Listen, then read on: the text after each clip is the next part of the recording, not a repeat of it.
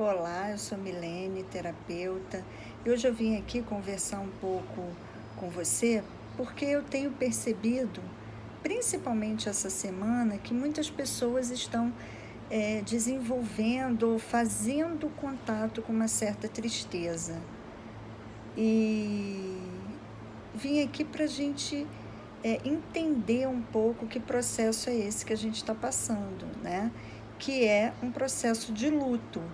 E aí você pode perguntar, Milene, como assim um processo de luto se não morreu ninguém da minha família? Mas aí é importante a gente perceber que o luto é uma reação a uma perda significativa para a gente. Seja a perda do emprego, seja a perda da liberdade, da convivência com os amigos, desse distanciamento da nossa família, do contato físico com outras pessoas, até a perda de alguém que a gente ama, né? Alguém que seja significativo para a gente. E o luto, por si só, ele já tem algumas fases, né? Algumas reações.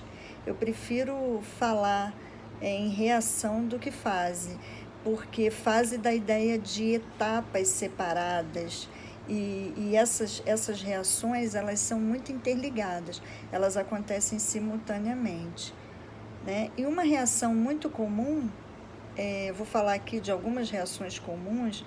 A primeira delas é a negação. Então, todos nós vivemos, e tem pessoas que ainda vivem esse processo de negação, né? Ah, não é possível que seja desse jeito.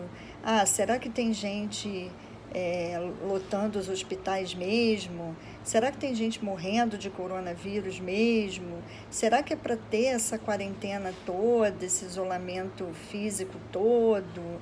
É uma dificuldade que a gente tem de adaptação a uma realidade que a gente não conhece, não conhecia. Então, isso leva um tempo.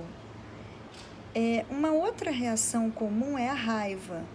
É muito comum mesmo que a gente fique com muita raiva nesse período.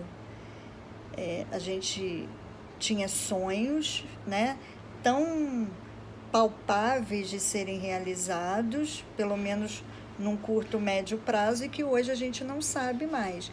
Isso está causando muita revolta, muita raiva em muitas pessoas, né? Alguns iam se casar e não vão mais, outros iam viajar e não vão mais, outros iam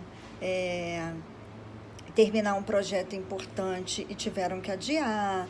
Então, tudo isso pode gerar, e é comum que gere, né, um sentimento muito grande de raiva. Uma terceira reação que acontece é a negociação. A gente começa a tentar negociar com o problema.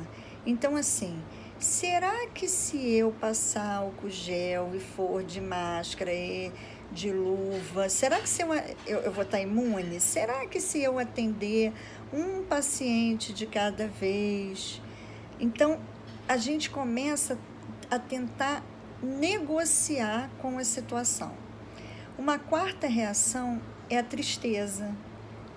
É muito comum que a gente aprofunde na tristeza, porque nós vamos nos dando conta da nossa impotência. E aí vem simultaneamente uma outra reação, que é a aceitação. E quando que eu chego nessa aceitação? Quando eu sei que eu preciso fazer o que for possível para mim neste momento, sem uma cobrança excessiva. Quando eu consigo perceber que eu posso, de uma certa forma, me adaptar a essa situação, criando uma forma, uma maneira de não sucumbir a ela, né, de confiar nesse fluxo da vida, de que pode ser que eu não esteja vendo uma saída agora, mas se eu confio que há uma saída e que tudo vai ficar esse tempo vai passar e eu vou poder, quem sabe, retomar os meus planos ou criar novas metas para eu poder cumprir. E aí eu aceito, e faz parte da aceitação eu buscar um sentido para o que eu estou vivendo. Bom, com tudo isso que eu estou vivendo, para que isso está servindo?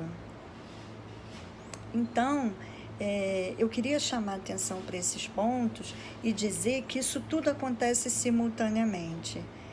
E nós estamos experimentando esse processo de luto, né? Que vai nos transformar, porque está transformando o mundo e nós precisamos também nos transformar. Porque o mundo que a gente vai encontrar quando nós retornarmos não é mais o mundo que a gente deixou. E vai ser imprescindível que a gente se adapte a ele e que nós também estejamos diferentes, senão ficaremos muito fora do contexto. É esse recado que eu queria dar. Um grande beijo, fique bem.